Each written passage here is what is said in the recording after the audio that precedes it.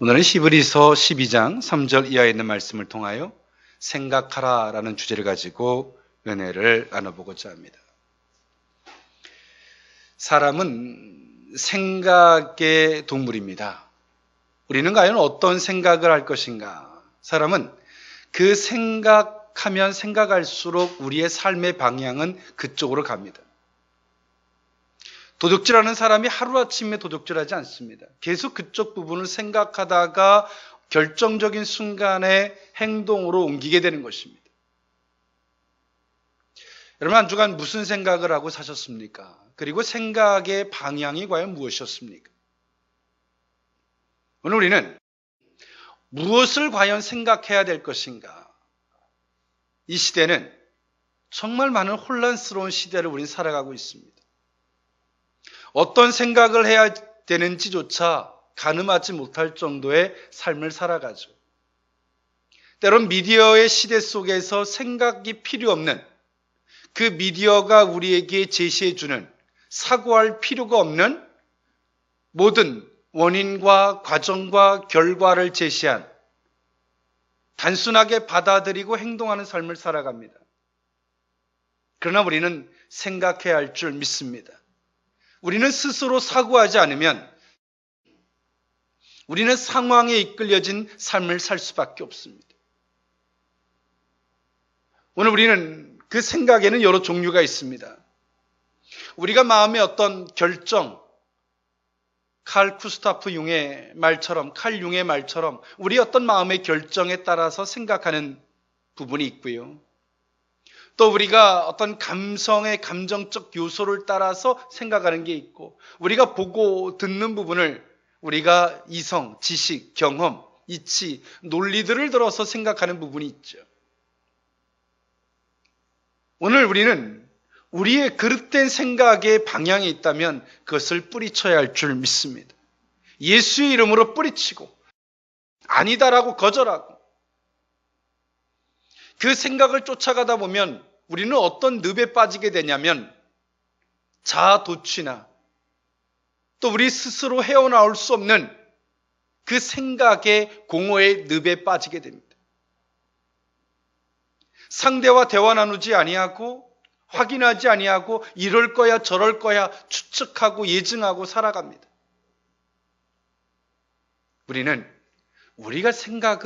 우리에게 가지고 있는 생각은 굉장히 중요합니다.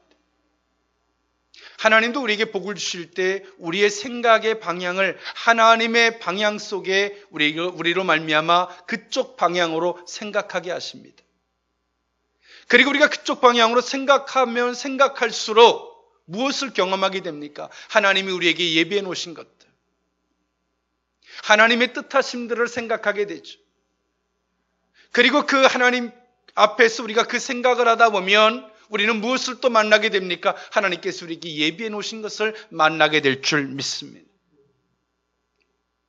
오늘 우리는 우리 스스로 정말 내가 지금 어떤 방향의 생각을 하고 있는지를 생각해 볼 수 있어야 합니다.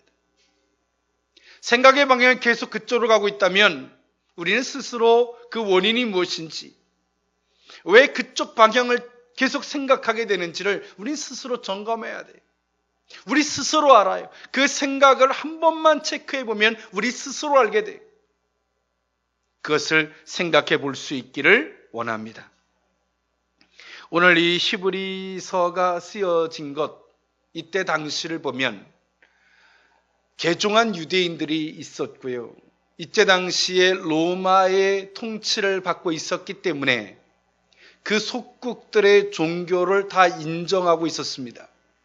그래서 이때 당시에 기독교도 초대교회 성도들은 복음을 전하고 신앙생활함에 있어서 큰 어려움이 없었습니다. 그런데 AD 64년 이후부터 로마의 황제들이 박해가 거세지기 시작했고요. 초대교회 성도들이 늘어남 속에서 유대교회에서 질투와 시기를 받으면서 초대교회 성도들은 굉장히 어려움에 봉착하게 됩니다. 그리고 특히나 누구에게 많은 시련, 핍박과 박해가 집중이 되었냐면 개종한 유대인들을 향해서 핍박이 집중됐습니다. 그 개종한 유대인들이 고민에 빠진 거예요. 내가 예수를 믿는데 이렇게 어려워야 되나? 내가 예수를 믿는 것 속에서 이렇게 시련을 겪어야 되고, 서로가 때론 내 가장 가까이 있는 사람들이 서로가 공격하고 공격을 받아야 되는, 상처 주고 상처받는 이런 관계가 되어야만이 되는가에 대한 엄청난 고민을 했고, 개종한 유대인들이 종국에는 어떤 고민에 빠지게 됐냐면, 그래, 내가 예수를 떠나자, 이런 고민에 빠지게 됐어. 그럴 때 오늘 히브리서 저자는 이런 메시지를 던집니다. 너희들이 가지고 있는 나약한 신앙을 버려라. 나약한 신앙을 버려라. 그리고 유대교가 가지고 있었던 허상, 우리가 믿는 예수가 누군지, 구원의 길이 유일한 예수의 길 외에는 어떤 길도 없음을, 믿음에 대한 우월성, 이것을 말해주고자 오늘 히브리서를 기록했어. 오늘 우리는 내가 꿈꾸고 내가 걸어가는 그 길에 우리는 확신을 가져야 합니다. 할렐루야. 내가 시도하고 트라이하는 부분에, 도전하는 그 부분에 있어서 내가 확신을 갖지 못하면 우리는 작은 어려운 일 앞에 그 모든 걸 포기하고 돌아설 거예요. 많은 사람들은 말합니다. 내 믿음이 흔들린다. 내가 도전하고 시도하는 부분이 흔들린다. 왜 흔들려요? 왜 흔들립니까? 하나입니다. 내가 시도하는 그 부분에 대한 정확한 실체를 내가 확신하지 못하기 때문에 그렇습니다. 하나님이 누군지, 정말 하나님을 경험한 사람들은 누가 어떤 말을 해도 흔들리지 않아요. 그들은 신앙입니다. 삶입니다. 그러나 하나님을 경험하지 아니하고 하나님을 확인하지 보지 못한 사람들은 어떻습니까? 종교일 뿐이 될 수밖에 없어요. 내 기분에 따라 교회를 가고 안 가고, 시련이 오면 흔들릴 수밖에 없는 거죠. 그런 사람들의 삶은 바람에 밀려 요동하는 사람들과 같은 삶을 살 수밖에 없어요. 사랑과의 관계, 삶에 우리가 시도하더라도 쉽게 흔들려요. 그러나 내가 확신을 갖고 내가 확인을 하고 실체를 내가 발견하고 나면 흔들리지 않습니다. 할렐루야. 사람의 관계도 흔들리지 않고 누가 무엇라고 해도 흔들리지 않습니다. 이것을 가지고 우리는 뭐라고 말합니까? 믿음이라고 말하는 거예요. 그런데 우리는 그 문을 열고 들어가서 하나님을 확인하지 않습니다. 그렇기 때문에 우리는 매일같이 어설픈 거예요. 오늘 개종한 유대인들이 기적은 보고 이적을 체험했을 줄은 몰라도 오늘 이들이 하나님을 정확한 실체를 발견하지 못한 오늘 이들은 그 박해 앞에서 흔들리고 있는 거예요. 그럴 때 오늘 히브리서 저자는 말합니다. 너희는 생각해봐라. 할렐루야. 여러분, 우리가 어려울 때, 힘들 때 많은 사람들은 도망갈 생각을 합니다. 힘들 때 생각이 방향이 어떻게 하면 이 어려움을 빠져나갈까 방법을 생각합니다. 하기 싫은 사람은 어떤 문제가 주어지면 어떻게 안 할 구실을 만들어요. 또 어떤 사람들은 누군가를 끌어들여요. 오늘 히브리서 저자는 우리에게 정말 중요한 메시지를 던지고 있어요. 생각해라. 무엇을 생각할 것인지. 여러분, 삶에서 어려움이 있으면 우리는 정말 바른 것을 생각하면 그 어려움이 우리에게 변하여 기회가 될 줄 믿습니다. 은혜가 될 줄 믿습니다. 위기는 기회입니다. 그래서 오늘 기독교를 뭐라고 말합니까? 믿음의 종교라고 말하는 거예요. 믿음. 하나님은 모든 것들을 하세요. 어떤 분들의 간증을 보면 자기 병을 고쳐주시고 문제를 해결해 주시고 그런 수많은 간증을 듣지만 그 얘기가 내 얘기가 되기까지는 왜 안 됩니까? 그것을 되기까지는 어떤 과정을 거쳐야 돼요. 믿음이라는 과정을 거쳐야지만이 내 것이 되는 거예요. 그러면 오늘 우리는 그 믿음을 어떻게 소유할 수 있는지 우리는 그 부분에 보다 더 구체적인 것을 생각해 보자는 거예요. 생각하는 거예요. 사단은 우리에게 어떻게 하면 안 할 것을, 우리를 다 이해해 주는 것처럼 말을 합니다. 속지 마십시오. 그 과정을 겪어내고 이겨낸 자만이 열매가 있게 되는 줄 믿습니다. 요즘에 굉장히 더워요. 그런데 더운 것만이 끝이 아니에요. 여러분, 더우면 과일은 당도가 높아집니다.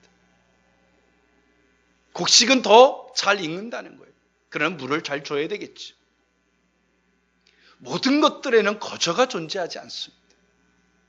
그러나 고난, 징계라는 그 포장지에 속지 않기를 원합니다. 그것을 열어 젖힐 수 있는 저와 여러분들이 될 수 있기를 원합니다. 오늘 히브리서 저자는 무엇을 생각하라를 이야기했냐면 세 가지로 정리해 봤습니다. 주님의 하신 일을 생각하라는 거예요. 히브리서 12장 2절 3절에 나옵니다. 믿음의 주여 또 온전케 하시는 이인 예수를 바라보자. 그는 그 앞에 있는 기쁨을 위하여 십자가를 참으사 부끄러움을 개의치 아니하시더니 하나님 보좌 우편에 앉으셨느니라. 3절 너희가 피곤하여 낙심하지 않기 위하여 죄인들이 이같이 자기에게 거역한 일을 참으신 일을 생각하라.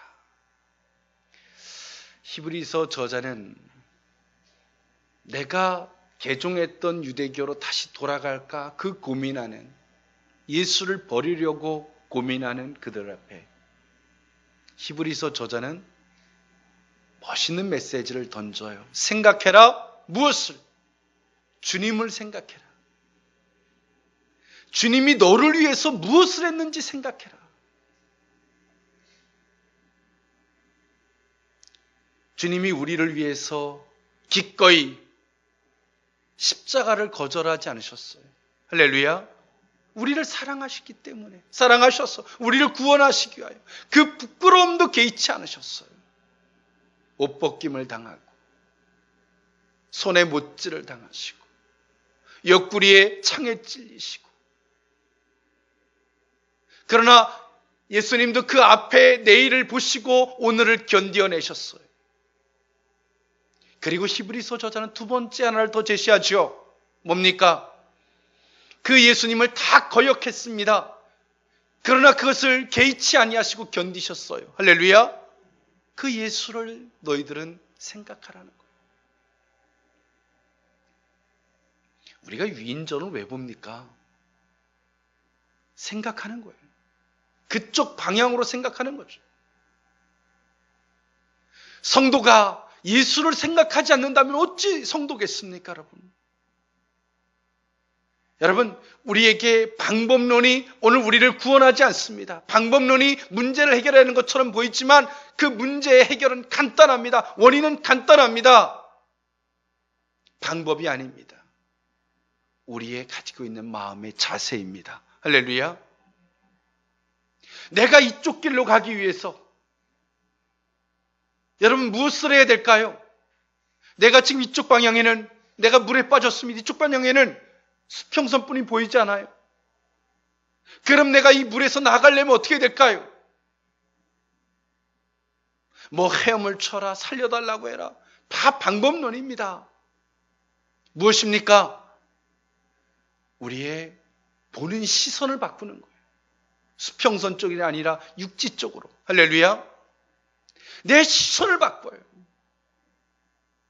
그리고 그 다음에가 행동입니다. 오늘 히브리서 저자는 생각하라는 거예요. 우리의 시선의 방향이 주님일 수 있기를 원합니다. 주님은 우리의 삶의 가이드라인입니다. 주님은 우리의 삶의 지름길이 되셨고, 주님은 우리의 삶의 구원의 길이 되셨어요. 여러분, 우리에겐 다 문제가 있어요.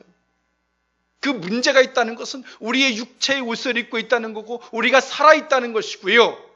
우리에게 문제가 있다는 것은 우리는 지금도 성화하고 변화되어져야 한다는 거예요. 저에게도 문제가 있어. 그런데 안타깝게도 우리는 이 문제 앞에서 어떻게 할 방법을 찾아요. 내 시선의 방향을 바꿀 생각을 하지 못해. 우리는 문제를 바라보는 게 아니에요. 할렐루야. 주님을 바라보는 거예요. 주님은 어떻게 하셨는지, 주님은 그 십자가 앞에서 무엇을 바라보고 계셨는지, 주님이 그 십자가 앞에서 당신을 거역하고 조롱하던, 당신이 사랑하던 그 애자자가 당신을 저주하고 떠납니다. 그러나 예수님은 그들을 바라보지 않아요. 할렐루야. 당신이 해야 할 일을 바라봐요. 당신을 붙잡고 계신 하나님을 바라봐요. 할렐루야. 여러분, 그 결과가 무엇입니까? 자기를 저주하고 떠났던 제자들이 돌아옵니다. 예수로 인하여 복음이 세계 열방 땅끝까지 복음이 전파되어집니다. 하나님의 우편에 앉았음을 히브리서 저자는 우리에게 보여주고 있어요. 방법을 찾고 계십니까? 주님을 볼 수 있기를 원합니다. 시선을 바꿀 수 있기를 원합니다. 그래서 오늘 히브리서 저자는 말하고 있죠. 생각해라. 주님을 생각하라는 거예요. 두 번째로, 우리는 무엇을 생각해야만이 될 것인가? 징계의 대상을 생각해야 합니다. 징계의 대상. 히브리서 12장 6절에서부터 8절에 그 답을 해주고 있어요. 주께서 그 사랑하시는 자를 징계하시고 그가 받아들이시는 아들마다 채찍질 하심이라 하였으니 7절 너희가 참음은 징계를 받기 위함이라. 하나님이 아들과 같이 너희를 대우하시나니 어찌 아버지가 징계하지 않는 아들이 있으리요. 징계는 다 받는 것이오늘 너희에게 없으면 사생자요 친아들이 아니니라. 우리는 어떤 생각을 해도요, 어떤 의식, 무엇을 전제로 생각할 것인가가 굉장히 중요한 것입니다. 우리는 보는 것을 닥치는 대로 생각하면 우리는 과부하가 걸려요. 소화를 못해요. 그런데 오늘 히브리서 저자는 AD 64년경에 로마 황제들로 말미암아 박해가 거세지기 시작합니다. 그런데 오늘 히브리서 저자는 그 박해를 어떤 시각에서 바라볼 것인지 그 관전 포인트, 관점을 제시해 주고 있어요. 여러분, 생각이 중요해요. 생각의 방향을 말씀드렸습니다. 두 번째가 뭐냐? 생각 앞에 어떤 전제, 어떤 의식을 가지고 내가 생각할 것인가? 생각의 기준이 있어야 한다는 거예요. 할렐루야. 생각의 기준. 오늘 개종한 유대인들이요, 그 고난을 보니까, 고난을 그냥 심플하게 보니까 어때요? 막 복잡한 거예요. 내게 이 고난이 왜 와야 되고, 이 고난 앞에서 과연 내 가족끼리라도 부딪히는 게 옳은 것인가, 그런 것인가, 수없는 생각을 했어요. 그런데 오늘 히브리서 저자는 생각 앞에다가 기준을 딱 제시해 줘요. 누구에게 그 징계를 주고 있는지. 누구에게 징계를 줍니까? 사랑하시는 자에게, 할렐루야, 아들에게, 그리고 참 아들에게 그 징계를 준다고 이야기해 주고 있어요. 참, 여러분 얼마나 멋있습니까? 히브리서 저자, 이거 뭐 성령이 감동하셨으니까 이런 글을 쓸 수 있었겠죠. 나쁘다, 좋다, 방법을 제시하는 게 아니에요. 생각해라. 그러나 무엇을 전제로, 무엇을 기준으로 생각할 것인가? 하나님은 사랑하시는 자에게 징계하신다. 할렐루야. 우리는 저주를 받은 게 아니에요. 저주받은 사람은 아무 일도 없어요. 교회를 안 다녀도 아무 일 없어요. 11조를 안 해도 아무 일이 없어요. 기도를 안 해도 아무 일이 없어요. 그런데 그들은 하나님의 심판날에 지옥에 갑니다. 지금도 고아와 같은 자식들은 아무것도 안 해도 누가 뭘 할 사람이 없어. 그러나 부모가 있는 자식들은 학교 안 가려면 어떻게 하겠어요? 회초리를 때려서라도, 요즘엔 때리면 안 되지, 훈계해서라도, 책망해서도 보내요. 학원 안 간다 그러면 때리고 훈계해서라도, 때리면 안 되는데 계속 때린단 말이 나오네. 계속 훈계해서라도 보내는 거예요. 왜? 부모니까, 자식이니까. 지금도 길거리에서 방랑자같이 떠도는 청소년들이 있어요. 누구도 뭐라 하지 않아요. 왜? 부모를 떠나 있기 때문에. 그러나 부모에 속해 있는 자식들은 가만히 있겠어요. 늦게 들어오면 왜 늦게 들어오느냐? 아침에 왜 안 일어나느냐? 안 하겠습니까? 자식인데. 그 말을 안 한다면 부모가 아니지요. 오늘 이 말 앞에서 흔들리던 사람들이 어떤 생각을 했을까요? 나를 사랑하셔서 이러시는구나. 그러면 어떻게 돼요? 우리는 그 징계를 달게 받는 거예요. 할렐루야.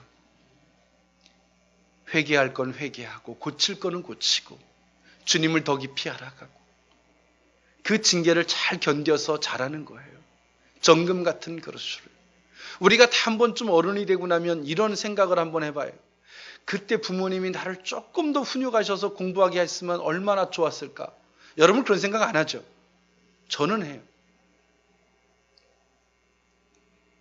근데 지금도 안 하는 사람들이 꼭 그런 생각을 해요.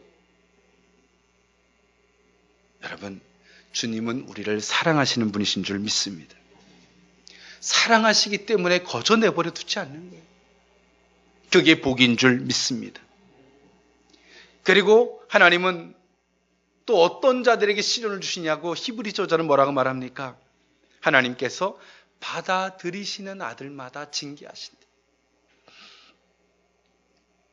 받아들이는, 이제 너는 정말 내 딸이다, 내 아들이다, 받아들이는 자는 징계를 하시는 거예요.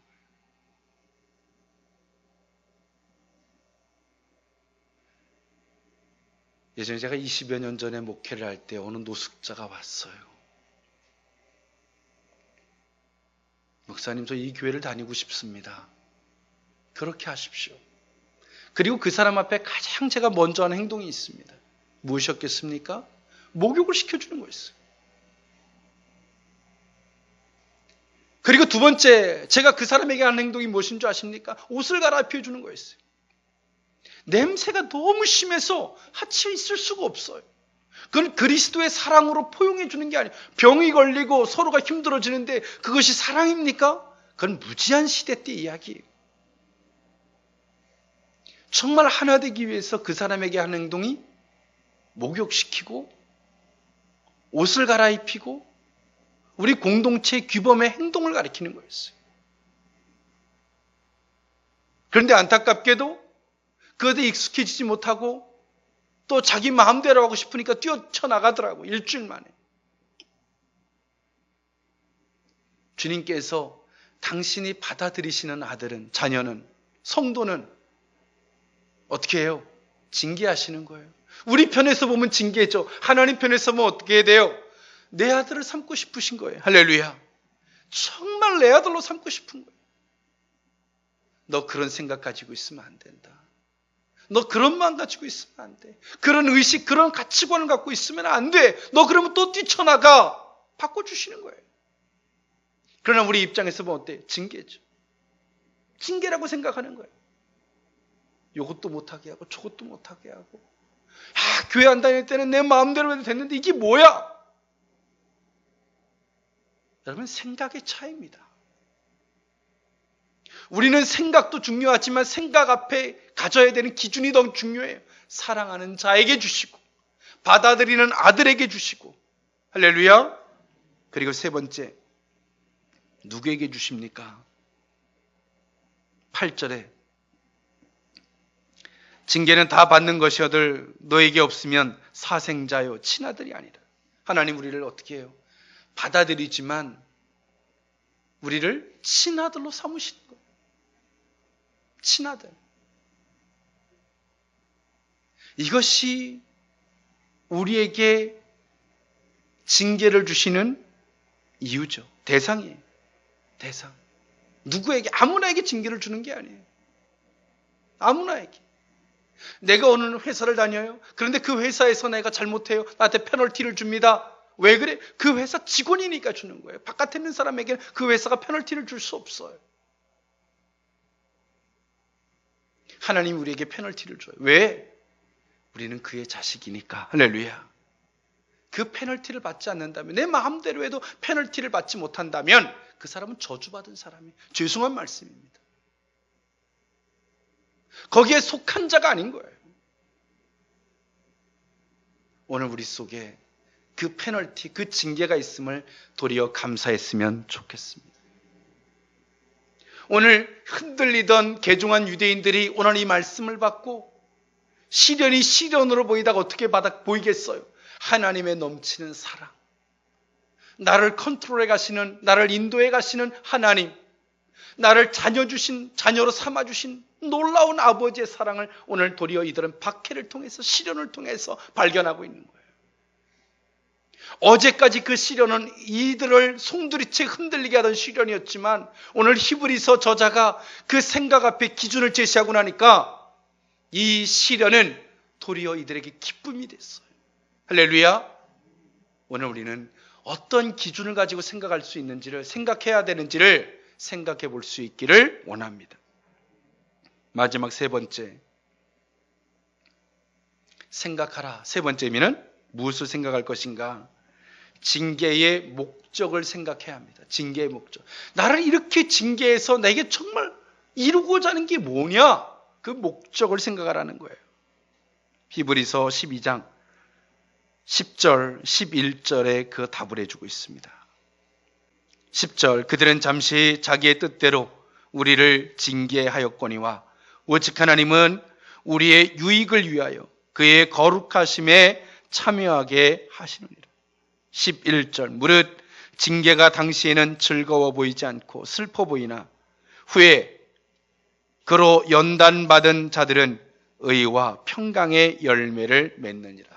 하나님은 오늘 이 히브리서 저자를 통해서 흔들리던 그들에게 이 징계의 목적이 뭐냐? 우리를 유익하게 하려고. 할렐루야. 그리고 두 번째로 우리에게 이 징계를 주는 목적이 뭐냐? 거룩함에 참여하게 하려고. 그 죄와 악을 버리고 거룩함에 참여하게 하려고. 오늘 이것이 징계의 목적이라는 거예요. 그러면서 뭐라고 말해요? 연단받은 자들은 뭐의 열매를 맺어요? 의와 평강의 열매를 맺어요. 시련의 통로를, 징계의 터널을 지나온 사람은요, 어지간 어려움 앞에서도 초연해. 흔들리지가 않아. 자기 마음과 생각을 지켜. 근데 작은 어려운 일도 견뎌보지 못한 사람은, 그 시련을 견뎌내지 못한 사람은 작은 어려운 일 앞에, 여러분 이런 물이라고 생각하면 돼요. 작은 시냇물은 자그마한 비가 와도 막 탕물로 변해. 여러분 큰 강물은 어지간한 비가 와도 흔들림이 없어요. 물이 변하지 않아. 여러분 우리가 그 징계와 시련과 연단을 견뎌낸 사람은 어떻게 돼요? 초연해. 당당히 굳건하게 그 어려움을 견뎌내고 흔들리지 않으면요, 우리가 어려운 일을 굳건히 생각을 지키고 마음을 지키고 흔들리지 않으면 복구가 돼요. 우리 몸에 상처가 나면 약을 바르지 않아도 시간이 지나면 자생해서 회복되는 것처럼. 그런데 우리가 막 흔들리고 요동치고 난리를 치고 상처를 헤집고 어려워지게 하는 거죠. 여러분 거기에 무엇이 담길 수 있겠습니까? 그런 심령의 그릇에 가정이 세워지겠습니까? 그런 그릇에 기업을 세운들 세워지겠어요? 그만한 그릇에 어떤 직장이든 기업이든 세운들 세워지겠습니까? 그 정도의 그릇에 좋은 친구들이라도 담겨지겠어요? 담겨질 수 없어요. 금방 다 깨져버릴 거예요. 오늘 우리 속에 의와 평강의 열매를 맺힐 수 있기를 원합니다. 이것이 하나님이 우리에게 징계의 목적이에요. 징계의 목적은 우리를 죽이려고 하는 게 아니에요. 할렐루야. 유익하게 하려고. 믿음의 선진들도 마찬가지였어요. 히브리서 저자는 우리에게 이 말씀에 앞서서 믿음의 선진들을 이야기합니다. 아브라함을 이야기하고 에녹을 이야기합니다. 왜 이야기할까요? 그들은 이 시련을 이렇게 견디어냈고 그들은 믿음의 사람이었다는 거죠. 믿음의 사람. 오늘 우리 속에 그 징계의 목적을 안다면 부모가 나를 학원에 보내요. 그 목적을 알아. 잘 되라고 보내요. 유익되게 보내는 거예요. 하나님이 우리에게 겪게 하는 잠시 잠깐의 시련들, 우리를 유익되게 하기 위함인 줄 믿습니다. 유익이 되게 해야 돼요. 어떻게? 내가 받아들이는 거예요. 내가 시련을 당연히 받아들이면 뭐가 돼요? 내가 고칠 게 보이게 되고, 그래, 이 시련도 어찌 보면 내게 마땅하다.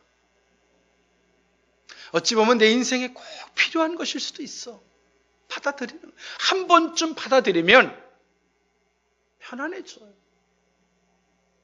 지금 무더운 더위도 막 짜증내고 싫고 막 거부하고 싶으면 더 막 불쾌지수가 올라가. 그런데요, 여러분, 한 번쯤 이 지구상에서 우리는 다 이해할 수 없어요. 과학적으로, 생물학적으로. 그런데 꼭 필요한 것이라고 생각해 보십시오.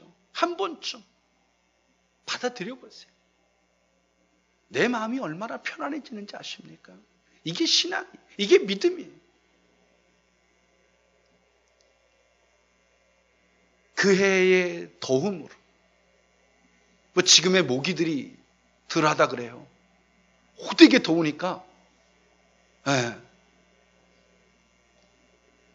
오늘 우리는 정말 생각만 잘해도, 할렐루야, 믿음이 지켜지고, 생각만 잘해도 우리에게 은혜가 돼. 모든 것들이 아무것도 아닌 것처럼 돼. 말씀을 정리합시다. 자, 우리는 생각해야 합니다. 5만 가지의 망상하라라는 게 아닙니다. 사고하라는 거예요. 할렐루야. 무엇을? 주님이 우리에게 하신 일을 생각하고, 두 번째가 뭐였습니까? 징계의 대상이 누구냐? 누굽니까? 사랑하시는 자, 또 아들, 참 아들에게만 하나님이 징계하신다. 생각하자. 세 번째가 뭐였습니까? 징계의 목적. 우리를 유익하게 하려고, 거룩한 곳에 참여하게 하려고, 의와 평강의 열매를 맺게 하려고 우리에게 시련을 주는 것인 줄 믿습니다. 받아들이면 오늘 이 모든 시련은 귀한 열매로 바뀌게 될 줄 믿습니다. 영광으로 바뀌게 될 줄 믿습니다. 기도하겠습니다. 사랑의 하나님, 감사합니다. 우리가 생각하는 삶이 아니라 때론 우리가 고작 생각해도 어떻게 하면 비켜나갈까? 어떻게 하면 모면할까? 왜 내게 이런 억울한 일만 주어졌는지를 생각했던 우리의 어리석음을 용서해 주옵소서. 의식 있는, 생각이 있는 생각을 하기를 원합니다. 또 생각 앞에 기준을, 합당한 의식을 둔 생각을 할 수 있기를 원합니다.